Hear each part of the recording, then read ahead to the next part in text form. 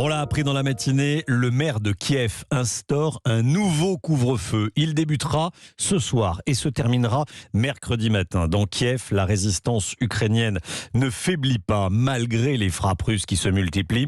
Au moins 8 personnes ont été tuées dans le bombardement d'un centre commercial au nord-ouest de la capitale ukrainienne. Écoutez tout d'abord ce témoignage de Roman, un habitant du quartier qui a tout entendu cette nuit. À 22h50, il y a eu une forte explosion. Je dormais déjà, je me suis enfui car j'avais l'impression que ça tombait sur l'immeuble. J'avais cette sensation, ensuite j'ai repris mes esprits et j'ai compris qu'on n'avait pas été touché. Alors on a pris des affaires et on est descendu à l'abri. C'était la panique. Des gens criaient qu'il y avait des tirs dans la rue. Puis il y a eu la deuxième explosion, très forte aussi, mais pas comme la première. C'est l'horreur, tous ces morts. C'était notre centre commercial favori.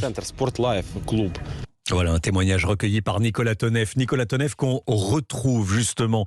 Vous êtes à Kiev, Nicolas, pour Europe 1, envoyé spécial d'Europe 1 pour couvrir la guerre en Ukraine. C'est toujours une atmosphère de guerre qui règne sur la capitale Kiev, hein. Oui, en 10 minutes, la détonation du départ d'un tir de missile anti-aérien dont on a clairement pu suivre la traînée vers le ciel. Ça fait énormément de bruit au décollage. À 11h pile, une explosion dont on a ressenti l'onde de choc sur le parking du centre commercial. Ce sont probablement des munitions qui ont sauté à proximité, peut-être sur la zone visée cette nuit.